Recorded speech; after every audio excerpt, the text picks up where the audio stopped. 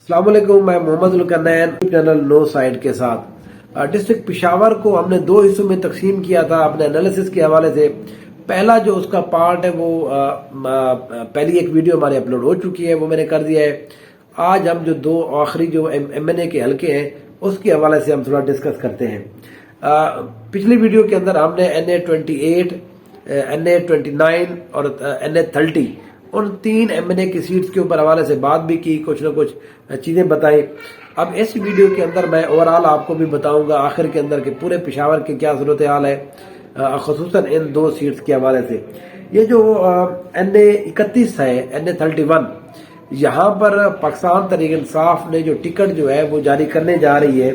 साबका MNA है शेर अली अरबाब साहब, वो यहाँ पर पाकिस्तान तहरीक इंसाफ की तरफ से टिकट लड़ेंगे। पीर हारून शाह साहब जो है ये ANP ने उनको टिकट यहाँ पर जारी किया है और जमीयत उलमा इस्लाम फजलुर रहमान के शेख उल हदीस मौलाना सईद जान को यहाँ पर टिकट जारी किया गया है। यहाँ पर ये ज्यादातर हल्का पिशावर तहसील और ये जो शहर का एरिया है, कैंट का एरिया है, कंटोनमेंट जो है, ये सारे एरियाज आते हैं, हयाताबाद का कुछ एरिया। तो इसलिए इस सीट के ऊपर जो है अरबाब शेर अली अरबाब साहब, उनकी पोजीशन जहां पर बेहतर है, वो अच्छे यहाँ पर कैंडिडेट हैं। पिछली दफा भी वो इस सीट के ऊपर जीत चुके हैं। अगर हम बात करें NA32 की, NA32 के अंदर पाकिस्तान तहरीक इंसाफ ने इस दफा जो टिकट के लिए कहा है वो इलेक्शन लड़ेंगे शेर अफजल मरवत साहब। KPK के हवाले से आजकल वो बहुत मशहूर है। पाकिस्तान तहरीक इंसाफ को वो एक फेस है हर जगह के ऊपर, सोशल मीडिया के ऊपर, मेन स्ट्रीम मीडिया के ऊपर। उनके इंटरव्यू, उनके बातचीत, इमरान खान साहब से मुलाकात, उनके केसेस के हवाले से। तो पिशावर को उन्होंने चूज किया है इस दफा। NA32 का हल्का जो है ये भी हयाताबाद और शहर वाला हल्का है, तो इसलिए शेर अफजल मरवत को पाकिस्तान तहरीक इंसाफ इस दफा यहाँ से उतार रही है MNA के टिकट के लिए। इनका मुकाबला तारिक मतीन साहब से होगा जमात इस्लामी के, लेकिन असल में इनका जो मुकाबला है वो होगा ANP के साबका वफाकी वजीर, पिशावर शहर के, पिशावर के पाकिस्तानी सियासत के बड़े मशहूर गुलाम अहमद बलोर साहब से। गुलाम अहमद बलोर 2013 में भी यहाँ पर हार चुके हैं इमरान खान साहब से। 2018 में भी वो पाकिस्तान तहरीक इंसाफ के कैंडिडेट से ये सीट हार चुके हैं। इस दफा दोबारा वो इस सीट के ऊपर MNA के कैंडिडेट हैं। इस दफा फिर उनका एक सख्त जान हरीफ से मुकाबला है। शेर अफजल मरवत जो है वो उन्होंने अपनी पर्सनैलिटी को ग्रूम किया है।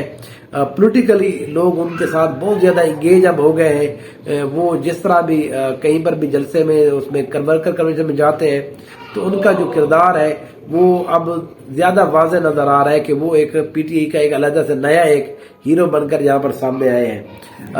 पिशावर के ये दोनों जो हल्के हैं NA31 और NA32, इस शहर के ऊपर दो तीन चीजें बड़ी इंपॉर्टेंट चल रही है। पहली बात तो ये है कि पाकिस्तान तहरीक इंसाफ यहाँ पर बल्दियाती इलेक्शन हार चुकी है। मौलाना फजलुर रहमान ग्रुप, मौलाना फजलुर रहमान साहब के यहाँ पर ग्रुप के यहाँ पर मेयर मौजूद है। अच्छा, ये पहला फेज था जब पाकिस्तान तहरीक इंसाफ यहाँ पर हार गई थी। फिर उसके बाद जब दूसरा इनका फेज स्टार्ट हुआ बल्दियाती इलेक्शन का, तो यहाँ पर तहरीक इंसाफ ने अच्छा कम बैक किया।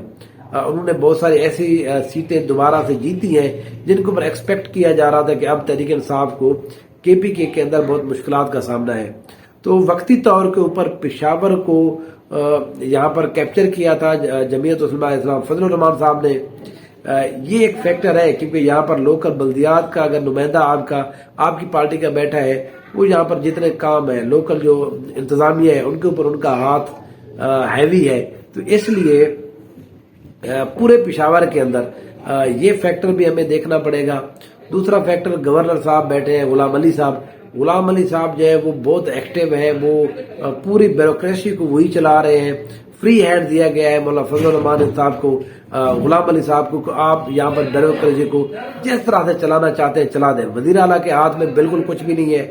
तो इसलिए पिशावर शहर की जितनी भी सीट है वहां पर मौलाना फजलुर रहमान साहब के जो वोटर है, वोटर की तादाद वो हमें ज्यादा दिखाई देगी बनिस्बत पिछले इलेक्शन के। उसको मैंने बुनियादी यही दो फैक्टर है बल्दियात के अंदर, और दूसरा यहाँ पर जो है जो गवर्नर साहब बैठे हैं। لیکن جہاں پر پاکستان تحریک انصاف کو بہت زیادہ ان کا یہ گڑھ ہے، وہ پہلے بھی جیتے ہیں، اب بھی جہاں پر وہ تقریباً 90% سیٹ جو ہے وہ جیتنے کی پوزیشن میں ابھی سے، تو اس لیے مولانا فضل الرحمان صاحب کو، ANP کو، جماعت اسلامی کو، پاکستان پیپلز پارٹی کو پشاور کے اندر بہت زیادہ محنت کی درکار ہے۔